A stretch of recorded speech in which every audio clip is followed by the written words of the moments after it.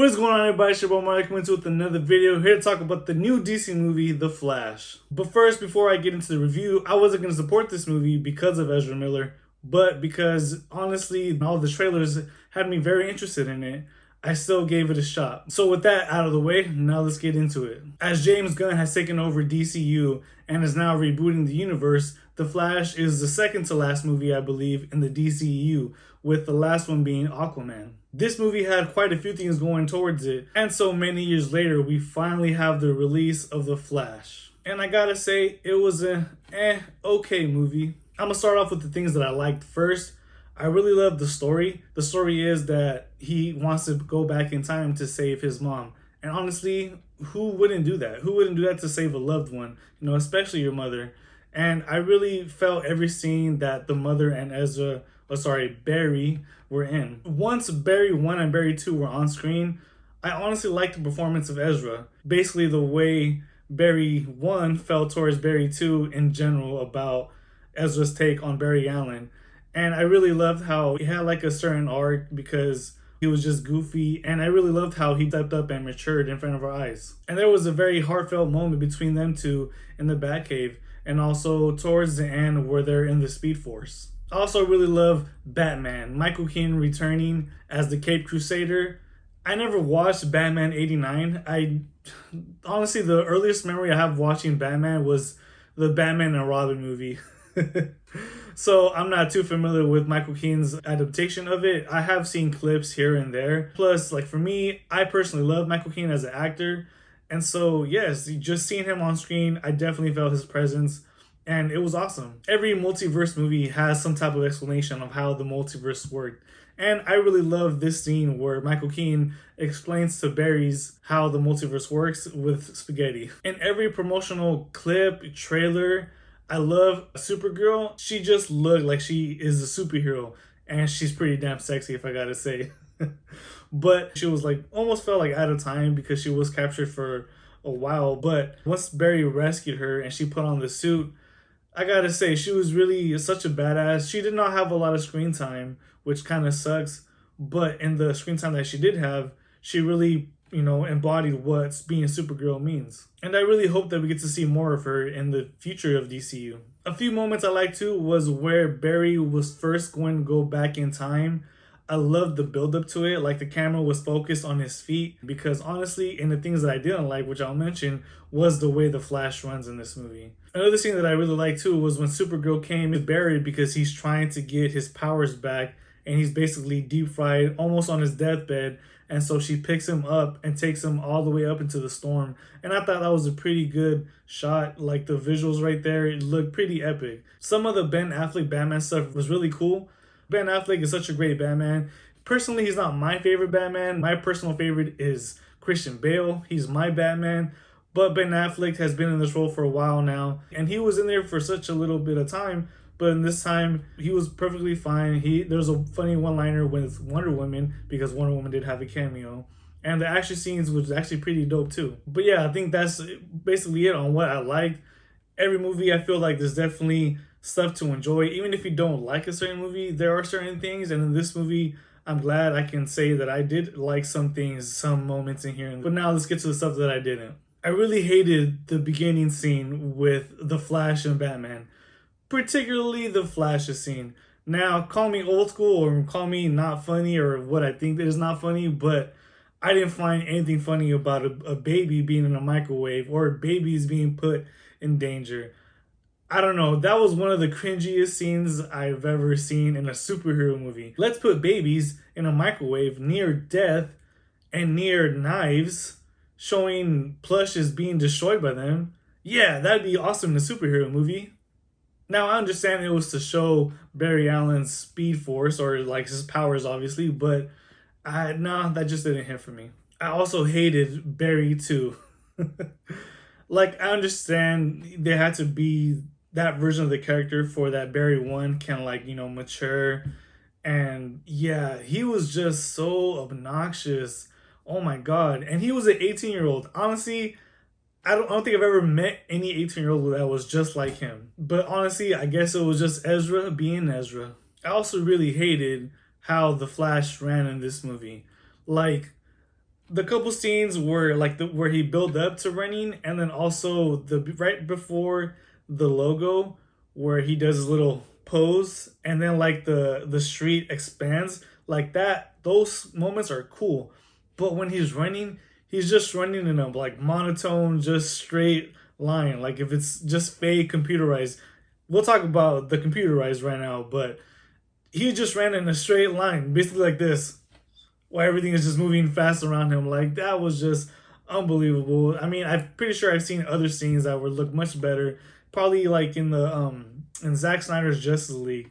Like I don't know. It's just I really hated how the Flash ran. Shit, maybe even the CW Flash did it better. Zod was in here for a little bit. He was here at the very end because he goes. Well, the both Barrys go back in time to where there was no superheroes, and Zod was in here for, like I said, for a little bit. It's always great seeing Michael Shannon. He's another actor that I really like.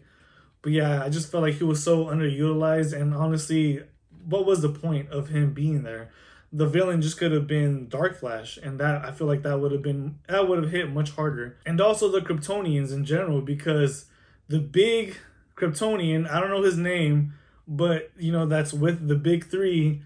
He fought Superman in Man of Steel like super fast, right? But in this movie, you get an 80-year-old Michael Keaton Batman who's literally bouncing off of him, just putting bombs on him, and like he's just like it was just the slowest thing I've ever seen because like I said, in Man of Steel, he was beating the crap out of Superman, and we all saw how fast they were. There was even in a scene with the woman that she was like speed force taking down the soldiers, but for some reason with the big guy, well, I'm assuming just because it had to be Batman being Batman, right? We have to make Batman look good. He just let Batman, an 80-year-old Batman at that, bounce around him. Like, yeah, that is a nitpick, but I don't like that, especially for the lore of the DC. And now I gotta get to the cherry on top, man. The CGI in this movie was abysmal. Honestly, it is one of the worst CGI movies I've ever seen. It was basically PlayStation 2 graphics. Like I said, some scenes were cool. Some scenes, the CGI was like flawless. But in most of the movie, especially the most memorable moments, my God, it's just truly noticeable. A few other nitpicks of mine. One was the suit. I really loved the suit of when it was just all red, but I didn't really care for like the lining, the yellow running through his costume. Yeah, I just thought they should have just left it plain red. And also too how in the scene where they were on the bridge in the beginning with Ben Affleck, the Flash almost looks buffer than Ben Affleck. I don't know how. And we all know, like, those costumes, they just stat padded, like the first Shazam movie, and even Ben Affleck's Batman. When they were fighting Zod as well, I felt like the Barrys were taking way too long to attack or do anything. That was kind of annoying. For being the fastest man alive, they really just kind of like stood around and just waited for everything to happen, waiting for their friends to get killed. And yes, they got killed, sadly. As Spider-Man 29 says, it was a canon event. And if they weren't supposed to go back in time, well, sorry, Barry won, since he knew it was a bad thing, why did he keep doing it? Like, Barry 2 would keep going back in time, and honestly, Barry 1 just stood there and watched and basically let it happen. He knew he's not supposed to do it, but he just let Barry 2 happen. And I just felt like there was no sense of urgency, especially for what it was. Obviously, this emotional story about him having to go back in time to save his mom, and he knew the ramifications of it, but he just stood there and let it happen. Dark Flash was actually pretty cool. I really love the concept of him. And like I said, honestly, they shouldn't have had Zod in here. I feel like Dark Flash, they should have integrated more into the story and have him be like the main villain. But yeah, I don't know. That's just me wishing it was a better movie. And now we could talk about the post-credit scenes. And this is a kind of like and mostly do not like part of it, because I really like seeing Christopher Reeves. I've loved watching his Superman version. I watched those movies with my dad, and it was just great to see him back, but not to this extent. It was just truly horrible CGI. And also the other Superman who was in black and white, I don't know the name of it, but I know he was one of the first ones as well, or is the first one. And yeah, it's just horrible how they brought back all these legends. and basically did them how they did them in the movie. It was just all CGI. Like, these guys have obviously been in TV and in movies. They could have used some of that footage and put it into here and worked around it so that it does not look completely computer generated. And I really love watching Nicolas Cage's Superman. Now, I grew up watching the AMC Theater Movie Talk with like John Capia and John Schnepp, and rest in peace, John Schnepp. And he actually made a documentary on the death of Superman Lives, What Happened, where that's where I first found out that Tim Burton was also going to do a Superman movie and Nicolas Cage was going to be the Superman. And there was some footage of it, of the test screening of just him putting on the costume.